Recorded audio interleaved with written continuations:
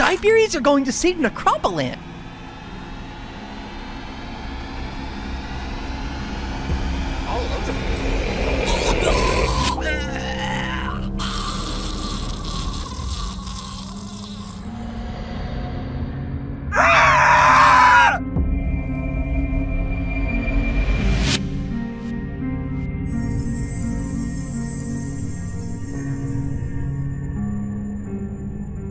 In this world of advanced technology and abundance, there is also the antithesis of extreme destitution. For most of humanity's existence, the main struggle was that of survival, particularly regarding food. Now, in countries like the United States, where there is significant food waste and excess wealth, when there is a newly announced trillionaire whose pastimes include cutting child cancer research, is world hunger a human fabrication? The answer is yes. The top 1% of the wealthiest humans could distribute the funds necessary to end world hunger immediately. So to put it succinctly, the rich decide who starves. Did you know that as of 2025, the estimated net worth of all of the world's billionaires is valued to be around $16 trillion? To end world hunger, by comparison, only a small fraction of their wealth yearly would be needed. On their own accord, do you think they would ever share their fortune? Before we continue, introductions are in order. To be born, you must have a mother. You may not like your mother, or have the best relationship, or even know her, but that is an unavoidable aspect of life. Similarly, to die, you require death mother. I am your death mother, or the deather for short. I journeyed to this plane of existence to be here for you in this ephemeral moment. For you see, even if massive obstacles were toppled like world hunger, death is inevitable. And as the goddess of death, I have possessed this human as an avatar to speak with you, to be your guide and teach you not to fear death, but to live life more meaningfully in the presence of it. In truth, I have communed this way 3 times prior over humanity's existence. Welcome to the Death Show. Each episode will discuss a topic like tonight's featured program on world hunger. There will be original works of art throughout the video, thematically representing this subject at hand. Please do comment and share your thoughts. As our relationship develops, we may yet reveal our true name further. Before continuing, let your mother perform a dance. It shall be for everyone who has died by starvation and hunger.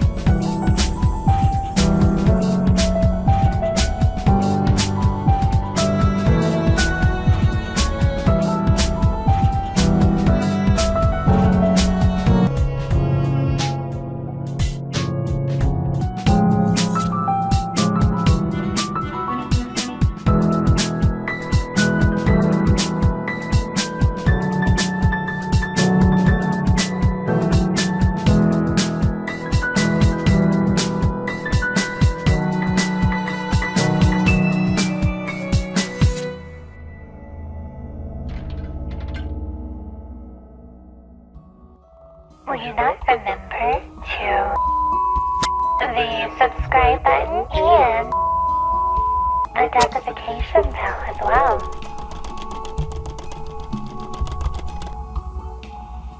But why do people accrue more money than they will ever be able to spend, as with the case of billionaires? All of humanity originated in Africa, and despite common ancestry, your kind has continued to murder each other in wars over different ideologies and attempts to conquest. This has further developed into smaller and smaller focal points, from countries to family units that care more about the individual over the well-being of the populace writ large. This selfishness extends into the exuberantly wealthy and can be traced back to the amygdala, a primitive survival and fear-focused brain structure. Though it has its purposes, it has led to humans feeling the need to sequester excess prosperity.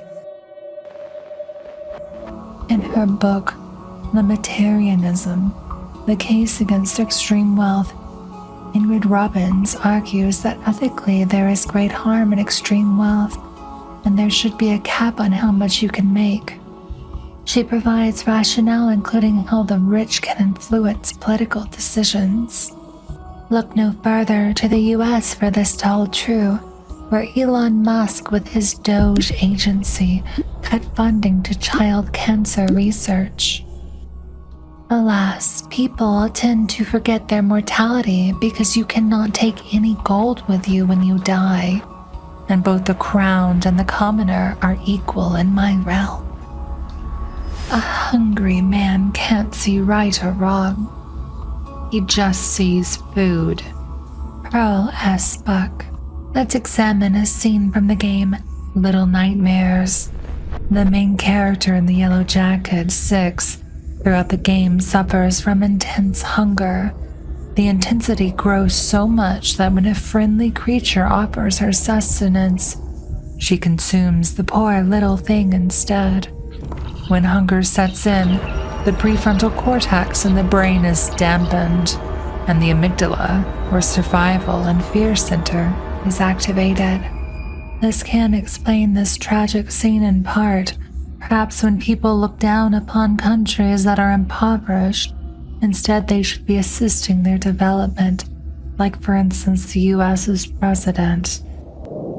We had a meeting, and I say, why is it we only take people from whole countries, right? Why can't we have some people from Norway, Sweden, just a few? Let us have a few. From Denmark, do you mind sending us a few people? Send us some nice people, do you mind? But we always take people from Somalia, places that are a disaster, right? Filthy, dirty, disgusting, ridden with crime. We only take people from whole countries, right? For as we have seen, hunger may beget desperate measures. Incoming death poetry. A cat, lost and bereft, found wrong in turn. So curious to be a show of force. This dispassion and hunger be the source of what it is for the poor thing to yearn. And now, in depravity it will learn, as this in conclusion is but of coils, for our small kitten to become a corpse. Sadly, its remains will not bear an urn, but there is not need for a commotion, as fungi and chyme start colonizing. Saprotrophism, such sweet a notion. Cycle complete, its shape of that a ring. Even a poison may turn to potion. Thank God for our gracious mushroom feeding. In the Super Mario Bros. Super Show, there is an episode called True Colors. In this episode, Bowser's minions devise a plan to sow fissures in the Mushroom Kingdom by making the citizens divided. They make the mushroom people sprayed painted either red or blue, then make them prejudiced against each other so that Bowser can take over the kingdom in the chaos.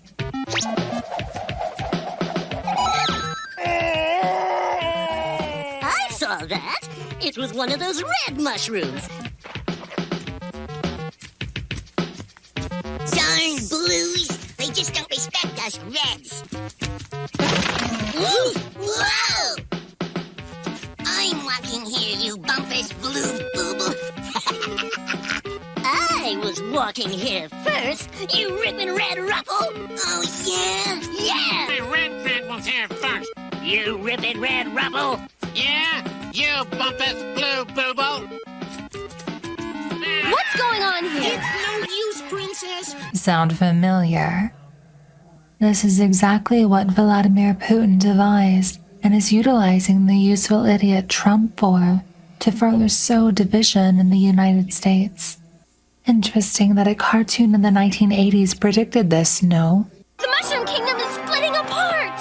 And when the kingdom split, King Dad can be top banana!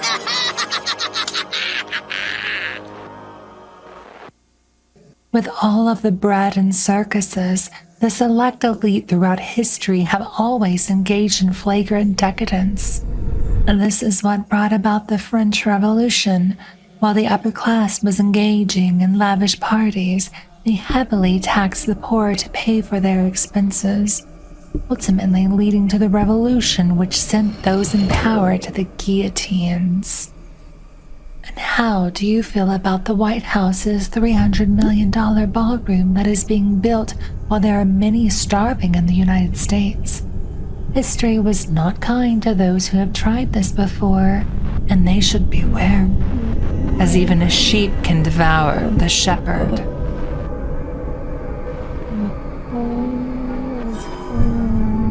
Oh, coming up, a Dead Time story of a similar topic. But before that, enjoy a puppet show, will you not?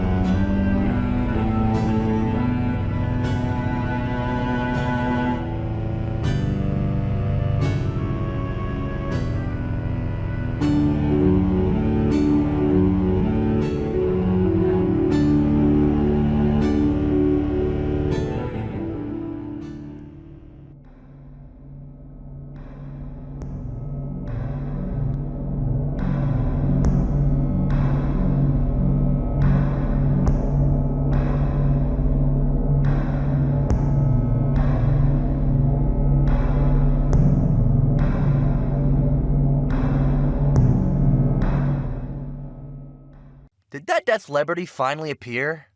Her name is Dianoria, and she's perfect. But I don't feel so well, Druther. I'm so hungry.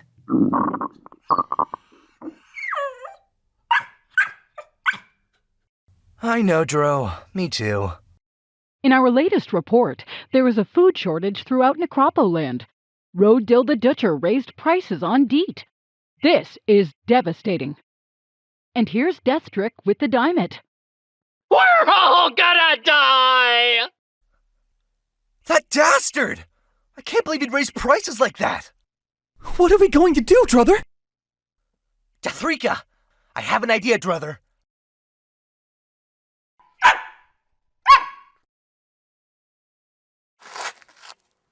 This was such a great idea, Druther! These dye berries are going to save Necropoland! Thanks, Dro. But your death genuity to craft some of the ingredients in the dye berries made it all possible. I'm Diana Deathbound from Obituary Channel 4 News, and I'm here with the Dope. Dope, what are your thoughts on the dye berries? They all delicious. And I had a vision from God, the tether, and the holy dog. Eat the dye berries. This is our path forward.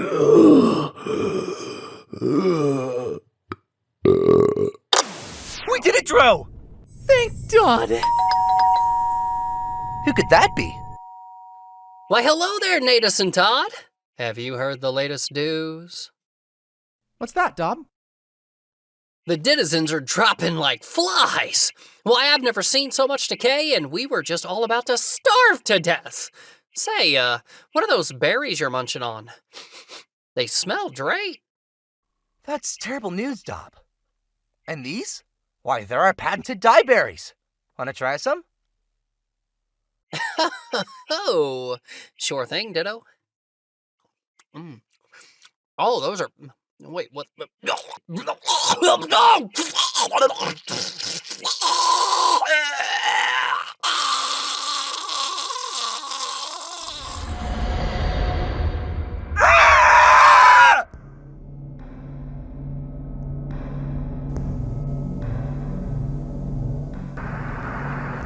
Give a man a fish, you feed him for a day. Teach a man how to fish and he'll smell rather fishy, then die regardless.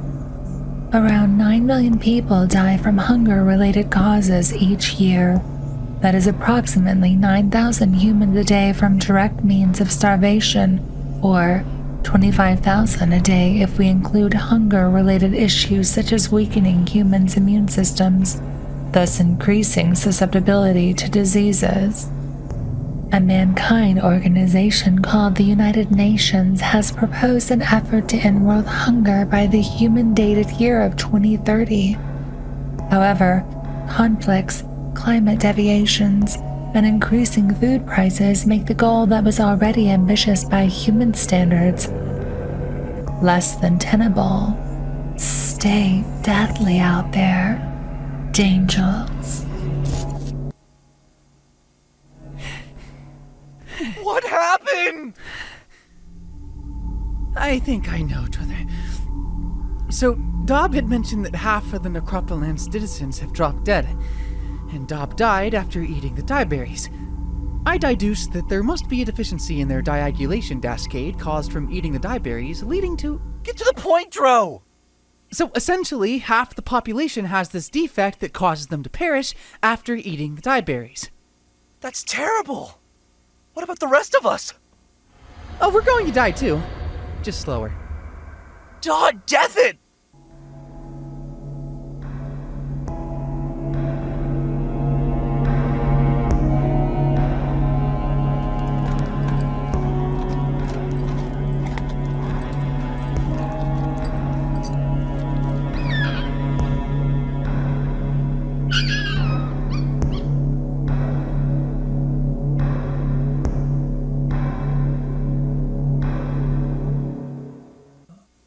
Finally, we shall discuss factors that are difficult for humans to surmount regarding world hunger. Some of the most impoverished countries are the ones that are involved in wars like Palestine and Sudan. Military parties, including the IDF, prevent food and other aid from entering Gaza, for instance. Additionally, infrastructure would be needed to be built from roads to refrigerators to facilitate food acquisition and storage. Now, let your death mother share a dead time story with thee. The Door-Knocking Wolf by S.D. Noir. There once was a smart young wolfling named Luna. She was so happy when her pack would get a big feast.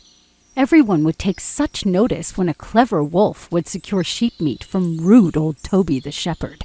The meat tasted so good. The older wolves would usually let Luna, her friend Howley, and the younglings get first rights on the meat. Biting into the sheep carcass, she could feel the tendons and muscle sinew give way on her canines, with warm blood flowing through her teeth. Ah, It was divine. A thought occurred to Luna. What if we could feast like this every day?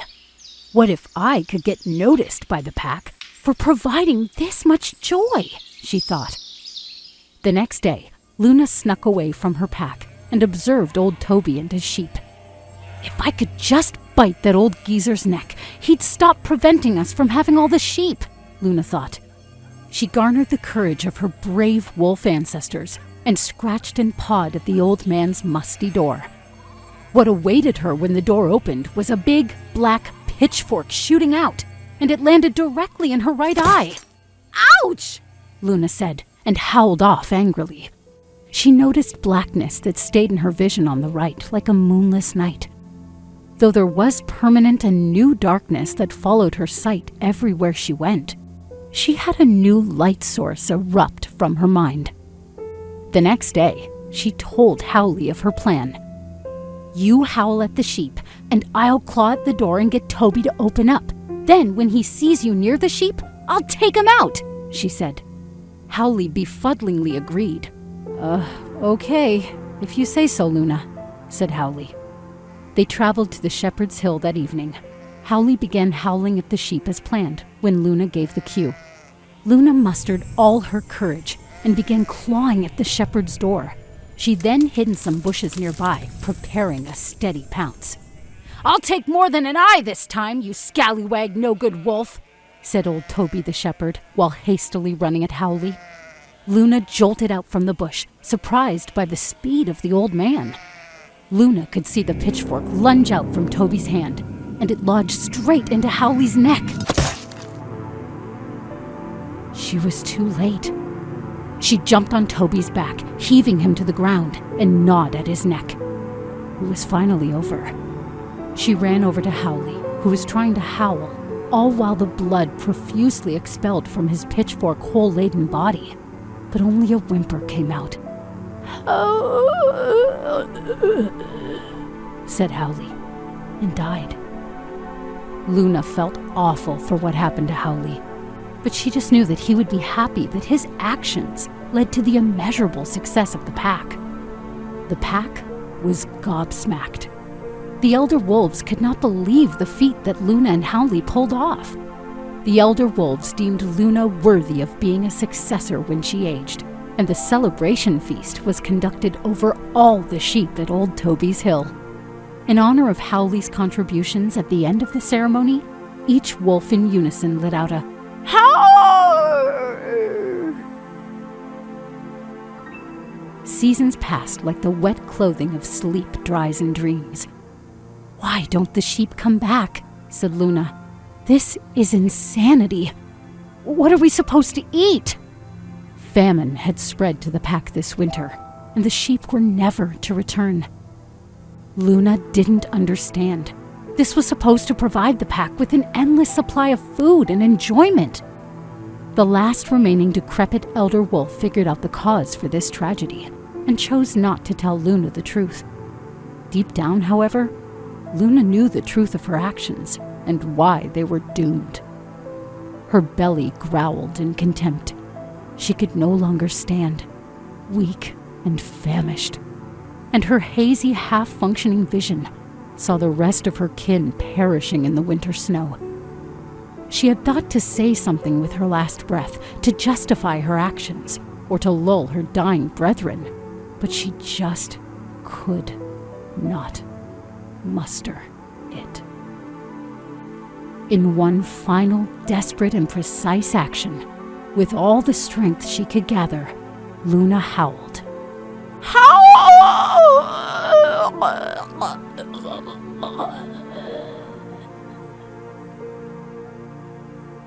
Your support fuels your Death Mother's powers. Will you not consider joining our Patreon for exclusive deathly rewards and benefits like the following Bentophilic supporters?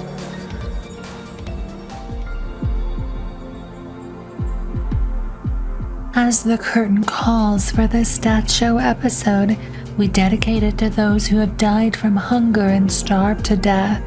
Requiesce in pace, morte excipit. Rest well, my sweet babies. Oh, and why not check out this death show whilst you are here, my deathly beloved?